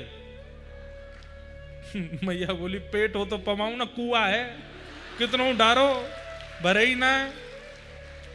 ठाकुर जी चुपचाप देख रहे, सुन रहे सबरी बात। मैया बोली, वो तो बहुत जानो, खीर ही खाइए, नहीं तो शालिग्राम भगवान को गुलाब जामुन समझ के खा जाए। नंद बाबा तो अपने ठाकुर जी की सेवा करके ऊंची अटारी पर धर के जामे, कहीं लाला के हाथ नहीं पड़ जाए। क्यों? बोले एक दिन चूस तो डोल लो, जब निकारे तो शालिग्राम, पतो चली कि यार लगे मीठो है को, जय जय रोज शहद में नहावे। ऐसे ठाकुर जी की लीला। मैया ने फिर से ठाकुर जी उठाए और अब की बार एक कमरा में बंद कर दिए। बोले महाराज जी अब बाहर ना आवे को, आप प्रेम से बनाओ, गुस्सा मत करो, क्रोध नहीं करो महाराज। जैसे तैसे गर्गाचार्य जी माने, फिर से चौका भयो सब भाई। ठाकुर जी वह कक्ष के जंगला में खड़े हैं और जंगला में खड़े है करके 1 साल को बालक क्रोध करे इतना सुंदर लगे, ऐसे देख रहे हैं जंगला पकड़ करके और गर्गाचार्य जी को देख रहे हैं। तो बताऊंगा मैं, अब बुला तू अब के। बोलना नहीं जानते, मन ही मन सोच रहे। गर्गाचार्य जी भी ठाकुर जी को देख रहे हैं, शैतान बालक। ठाकुर जी बोले, शैतानी तो देख ही ना आया अभी तेने, तो अब के लगा तो भोग। गर्गाचार्य जी ने फिर से भोग सिद्ध कियो। जय जय, क्षमा करें, बालक बहुत उद्यमी है, आपका सब भोग झूठा कर दे, अब प्रेम से पा। मुख पर जैसे वस्त्र रखे, ठाकुर जी उतरे जंगलाते नीचे। किवाड़ उनके लिए क्या, माया से दरवाजा खोल दिया। गुटमुन हैं लाला ही माया चला रहे हैं, थोड़ी थोड़ी चल करके बाहर आए और गर्गाचार्य जी की खीर उठाई और प्रेम से वही पाई, सब जगह सान दी। अब की बार जैसे ही गर्गाचार्य जी ने नेत्र खोले और जैसे ही खोल करके देखा, छोटे से बाल कृष्ण प्रभु की ही 4 भुजा प्रकट हो गई, शंख चक्र गदा पद्म धारण कर लिए। एक भुजा से खीर का पात्र हाथ में ले रखा है, एक भुजा से प्रेम से पा रहे हैं और 2 भुजा से गर्गाचार्य जी को बुला रहे हैं, अपनी ओर इशारों कर रहे हैं। गर्गाचार्य जी तो समझ गए, नेत्र सजल, आंखें लाल पड़ गई, घबरा गए, चरणों में गिर गए। बोले प्रभु क्षमा, मैं आपके रूप को नहीं पहचान पाया। भगवान बोले, इधर आओ, हम आपसे बहुत प्रसन्न हैं। और अपने मुख में लेकर के खीर पाकर के अपने अधरामृत से युक्त करके उच्छिष्ट करके गर्गाचार्य जी को पवा रहे। कल आप हमारा नामकरण करेंगे, पूरा विश्व हमें उसी नाम से जानेगा जो कल आप हमारा नाम करेंगे। और जानेगा ही नहीं, महा से महापापियों का उद्धार वो नाम करेगा जो कल आप रखने वाले हैं। इसके लिए हमारा अधर से स्पर्श प्रसाद आपके मुख में जाना आवश्यक है। इधर आओ। गर्गाचार्य जी को समीप लेकर के वही खीर स्वयं उच्छिष्ट करके अपने अधरामृत से युक्त करके भगवान ने जैसे ही गर्गाचार्य जी को पवाई, बोले अब आप कल जो नामकरण करेंगे उस नाम से जीव उद्धार होगा, जगत कल्याण होगा। जो कोई भी उस नाम का उच्चारण कर लेगा उसके समस्त पाप नष्ट होकर के उसको वैकुंठ की प्राप्ति हो जाएगी।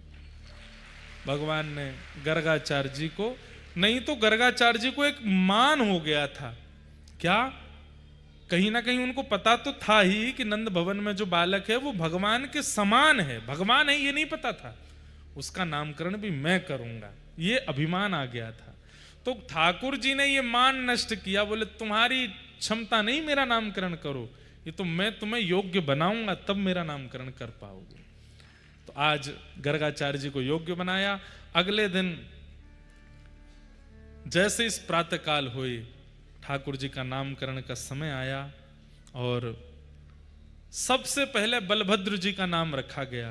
अयम ही रोहिणी पुत्रो रमयन सुहृदो गुणैः आख्यास्यते राम इति बलाधिक्याद्बलं विदु। आपके इस बालक का नाम मैं राम रखता हूं, पर बल की अधिकता होने के कारण लोग इसको बलराम कह करके पुकारेंगे। बोलो बलराम जी महाराज की। वास्तव में बलराम जी का नाम राम है, पर बल अधिक होने के कारण उनको सब बलराम कहते हैं।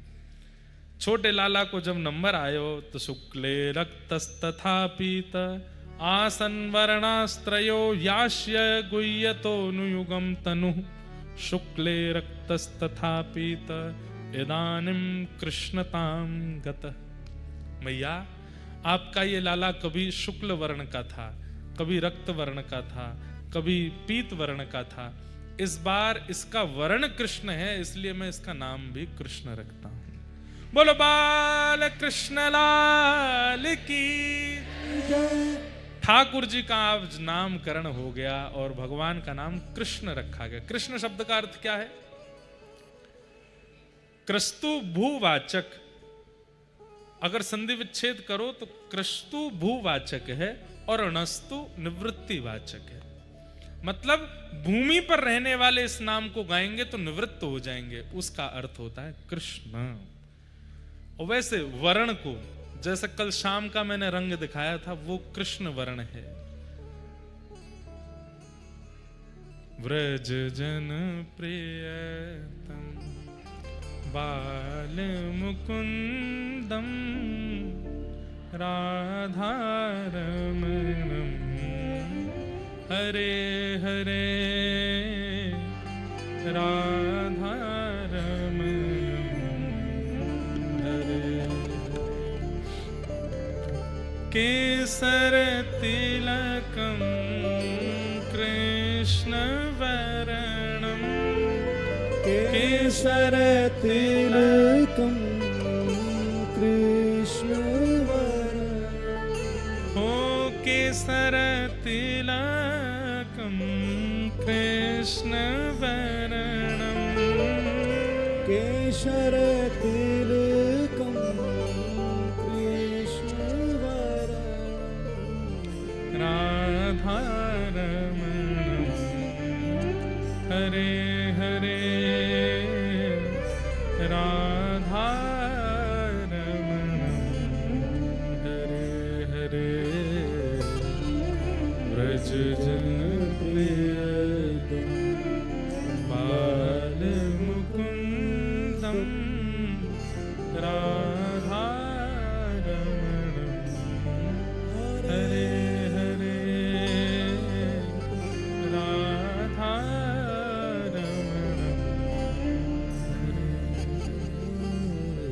ठाकुर जी का नाम कृष्ण रखा।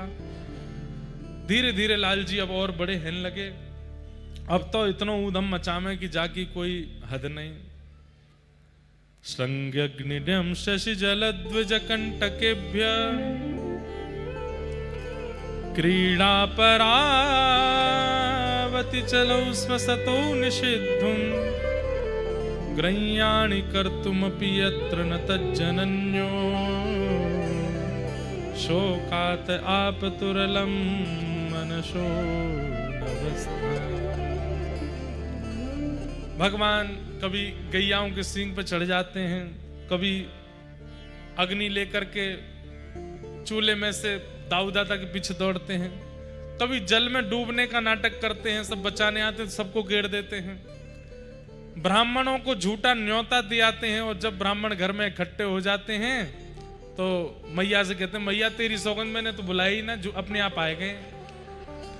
ऐसा ऐसा ऊधम मचा में राह चलते हुए हर व्यक्ति को जिसके सिर पर तिलक दिखाई दे जाता है, गले में कंठी माला रुद्राक्ष दिखाई दे जाती है, ठाकुर जी उसको निमंत्रण दे देते हैं। अरे मैं तो सुबह से आपको ढूंढ रहा हूं, आप कहां घूम रहे हो? व्यक्ति के लाला हम तो जाने, बोले आप तो मुझे जानते ही होंगे पर मैं नहीं जानूं आपको। वो तो बाबा ने मुंह को बताई कि एक रुद्राक्ष पहन के कोई घूम रहे होंगे, उनसे कह जाइयो कि नंद भवन आ जाएं। नंद बाबा ने बुलाया, बोले हाँ सामग्री बनी है 56 भोग, मैया प्रतीक्षा करी, चले जाओ। 200-300 लोगों की भीड़ पहुंच जाती है। नंद यशोदा मैया के कहो भैया कहां से आए? अरे आपके लाला ने कही कि आप हमारी प्रतीक्षा कर रही हो, 56 भोग बना करके हमको पवाओगी, हम यात्री हैं, कहीं यात्रा के लिए निकले तो गोकुल में थोड़े रुक गए। मैया को लगे अब मना करनो भी अच्छो ना लगे, लेकिन ये लाला सबन को निमंत्रण दिया हुआ। एक दिना मैया ने लाला पकड़ लियो, अरे लाला मोते बता तो जाए कर कि कितने लोग घर आवे वारे हैं, तू 500 लोगन को निमंत्रण दिया हुआ, झूठो झूठो कहां मिले ऐसो करके? मैया सांची बात तो जे है, नंद बाबा के पास इतनो धन है, इतनी संपत्ति है, अगर इतनी धन संपत्ति दान नहीं करेंगे मैया तो तेरे लाला की बुद्धि विकृत है जाएगी। अपने लिए कह रहे हैं, मेरी बुद्धि विकृत है जाएगी मैया, या मारे मैं तो बाबा के दान वान करवा तो रहूं, घर पे लोग बाग आते रहे, भोजन प्रसादी देते रहो, दक्षिणा देते रहो, दान पुण्य बनो रहेगो। अच्छा लाला बात तो तेरी सांची है, सही बात करे, विद्वान है मेरो लाला। तो मैया ने गोद में ले लिए, ने पुचकार लिए, अरे मेरो लाला ऐसी ऊंची ऊंची बातन ने करे, ऐसो ऐसो बुद्धिमान है गो मेरो लाला। तो ठाकुर जी बोले मैया एक बात और है, तू कहे तो कहूं। बोले कह दे। मारेगी तो ना मुझे, ऐसी क्या बात है ना, पहले मुंह गोद ते उतरन दे, ताकि तू मारे तो मैं भाजता हो जाऊं, तब बताऊंगा। मैया ने गोदी से उतार दी, बोला अब बता। बोले मैया देख ठाकुर जी तैयारी में खड़े हैं कि मैं दौड़ जाऊंगा, कहते ही मैं यहां मारे 500 लोगन को घर भेजता हूं। मैया बैठी बैठी तू मोटी है गई है, कछु करे धरे ना है, तेरे सेवक जन सबरे रसोई में लगे रहे, तो या मारे मैंने देखी संतन को तू अपने हाथन ते बनाए के पवावे, या मारे मैं इतने संतन ने भेज दूं ताकि मेरी मैया ने बर्जिश करती रहेगी, लगी रहेगी यहाँ वहां, तो जब तक मेरो ब्याह होएगा तब तक ठीक ठाक बनी रहेगी। मैया बोली तो बताऊं भजमारे, पीछे भागी डंडा लेके, ठाकुर जी भागे आगे, ऐसी ऐसी लीला करें कि सबके चित्त को हरण कर लें ठाकुर जी। गोपीन के यहां जाएंगे, गोपीन से एक गोपी आई, यशोदा मैया। अच्छा गोपियां भी यहां पर स्पष्ट वर्णन है, वत्सान मुंचन क्वचित समय क्रोश संजात हास, स्तेयम स्वादधिपयः कल्पितै स्तेय योगै, मरकान भोक्षण विभजति सचेन नात्रिभाण्डम भिनत्ति, द्रव्यालावे सग्रह कपितो यात्युपक्रोशतोकान। गोपियां अलग अलग बहाने बना करके जाती हैं ठाकुर जी को देखने। कहीं ना कहीं गोपियों को यह स्पष्ट हो गया है कि ये परब्रह्म है, तो बहाने बनाती हैं। यमुना जल भरने जा रही हूं, बात क्या करती हैं आपस में, अरे तैने कब देखो नंद को लाला, मोह तो 2 दिन है के, तैने कब देखो, बोले मोह तो 1 हफ्ता है गो। तीसरी तैने कब देखो, मैंने तो आज सुबह ही देखो। सोई बैठ जाएंगी, कैसो लग रो, कहा कह रो, कैसे चल रो, वाके नेत्र कैसे, वाको मुख कैसो। ऐसी व्रज की गोपियों की स्थिति है। वो बंधुओं गोपियों की आयु पता कितनी है, 80 वर्ष की, 90 वर्ष की, 70 वर्ष की, 60 वर्ष की। यशोदा मैया की सास के समय की भी गोपियां हैं, और छोटी छोटी गोपियां भी हैं, 25 वर्ष की, 30 वर्ष की, जिनके नए ब्याह हुए 18 वर्ष की। पर छोटी से लेकर के आबाल वृद्ध वनिता, बालक से लेकर के वृद्ध